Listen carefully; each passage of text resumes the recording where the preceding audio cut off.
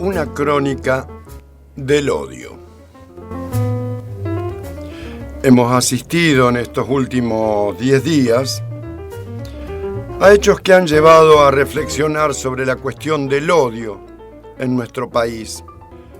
La muerte del expresidente Fernando de la Rúa, las declaraciones de Horacio Rodríguez Larreta y Miguel Ángel Pichetto en la cumbre de Juntos por el Cambio en Parque Norte, Oscar Aguad con el desfile de Aldo Rico el 9 de julio, o las de Marta Peloni hacia la Cámpora, muestran a las claras el escenario que pretenden reeditar desde el neoliberalismo para instalar una vez más una herramienta que les dio resultado en 2015, que es el discurso del odio.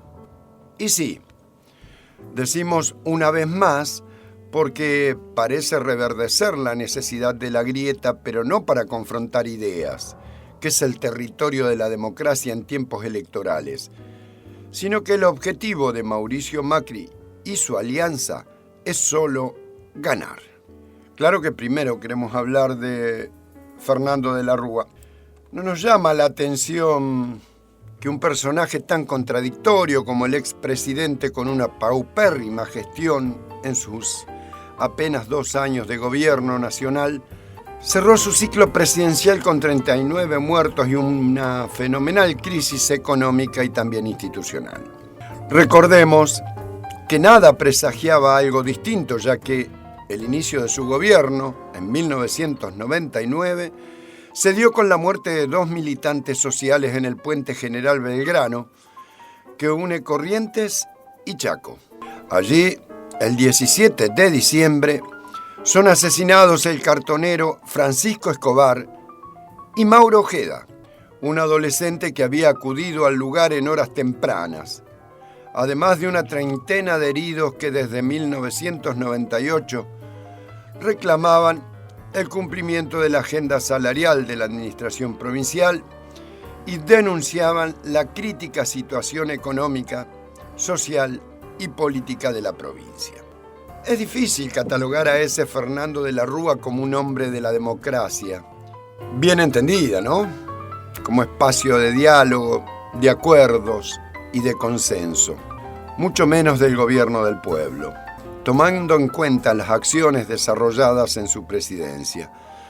La represión popular iniciada en los gobiernos de Carlos Menem tenía una continuidad en el gobierno de la Alianza que lejos estaba de equilibrar la desigualdad profunda que reinaba en nuestro país, sino que venía a consolidar ese modelo neoliberal y de constante endeudamiento externo con organismos financieros internacionales como el Fondo Monetario Internacional, que venía a cubrir las deudas contraídas por los empresarios de la patria contratista, entre los que figuraban la familia Macri, que hoy quiere venir a darnos lecciones de ética y pretende convencernos de que lucha contra la corrupción, cuando no dio cuenta de la estafa de las cloacas de Morón, entre otras causas pendientes.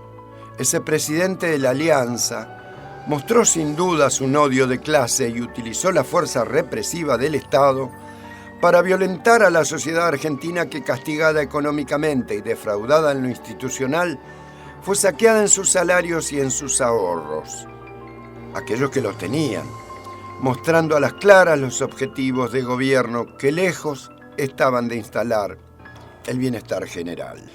Ese odio creció de forma volcánica y en diciembre de 2001 estalló esa pueblada ingobernable que puso a argentinos contra argentinos primero, con los saqueos a supermercados, pero que se llevó puesto al gobierno de la Alianza con la flexibilización laboral de la Banelco, el megacanje, el blindaje y el corralí. Hay nombres comunes entre esa alianza y este Cambiemos: Sturzenegger, Melconian, Espert, entre otros. Nombres que hicieron sus negocios financieros de la mano y al amparo de sus patrones ocasionales representantes de la banca internacional, y que también hoy son autores y beneficiarios de la timba financiera y la fuga de divisas que el endeudamiento con el Fondo Monetario Internacional dejan como real pesada herencia. Es ese odio de clase que llevó a una minoría privilegiada a través de los tiempos a ponerse como objetivo la presidencia de la nación con Mauricio Macri a la cabeza, pero con un andamiaje sistemático que envenenó la cabeza de los argentinos hasta llevarlo a decidir votar contra sus intereses. No solo captó la voluntad de empresarios grandes, pequeños y medianos, sino también a aquellos asalariados que pretendieron intentar saltar a un estatus de vida que percibían merecedores y que a través de esa telaraña que tejieron los poderosos económicos, junto a los medios de comunicación concentrados, culpaban a otros asalariados o a desocupados por la crisis provocada por esos poderosos, sin poder reconocer el verdadero peligro hacia donde arrastraban a todo el país. Así vemos hoy cómo una vez más nos han hundido como país, como nación, como Estado y sobre todo como pueblo. Ningún referente político que se autodenomine peronista puede promover como proyecto político nada que no contenga tres pilares fundamentales generados por Juan Domingo Perón en su doctrina: la independencia económica, la soberanía política y la justicia social. O sea, una patria justa, libre y soberana. Es por eso que Miguel Ángel Pichetto ha decidido poner fin a una angustia real, porque evidentemente estaba en una trinchera, el peronismo, creyendo que pertenecía a otra, este capitalismo neoliberal que contradice toda doctrina humanista. Así, Pichetto necesita reconciliarse con sus mandantes externos y recurre a la descalificación política acusando a Kicillof de marxista, a Alberto Fernández de proceder con ingenuidad política internacional y a Cristina Fernández de Kirchner de ser una manipuladora en las sombras. No es necesario que Pichetto destaque su actitud, como en las declaraciones que hizo la revista Noticias, diciendo: la traición no es un concepto depreciado y degradante para mí. Yo no tengo la mirada muy primaria y elemental sobre ese concepto. La traición siempre es un punto de fractura con el pasado. Queda claro cuál es la posición ética de Pichetto y su criterio de lealtad a sus principios. No es la idea cuestionar lo que nos parece una actitud pusilánime, ya que él no ignora el perjuicio que le otorga Mauricio Macri a los argentinos y el que podría producirse si volviera a ser reelecto presidente. Aparecen aquí dos elementos que se juegan. Por un lado, la incapacidad de Pichetto de construir un esquema de poder territorial que sustente sus ambiciones dentro del peronismo o del Frente de Todos.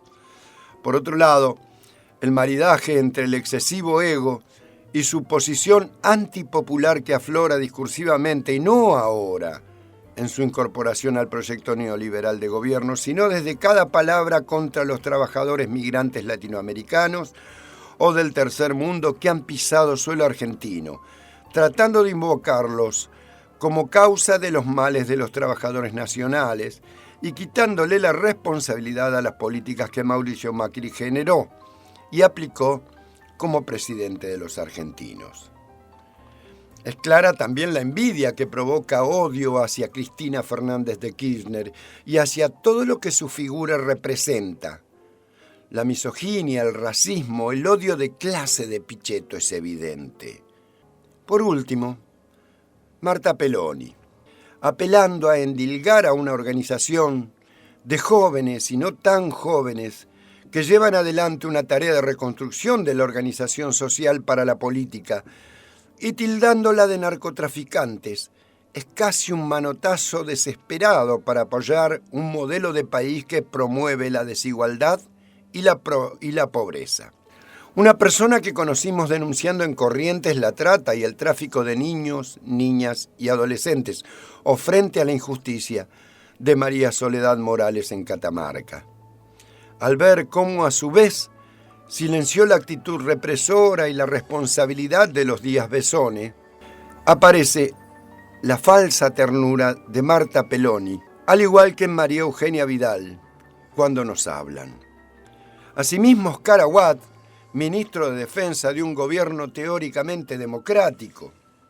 Minimiza las acciones que llevó adelante Aldo Rico diciendo que puede desfilar porque es un héroe de Malvinas y que el levantamiento cara pintada que movilizó a la sociedad toda en los albores del gobierno de Alfonsín, sin distinción de bandería partidaria, fue una nimiedad, algo tan chiquito que jamás puso en jaque a la democracia.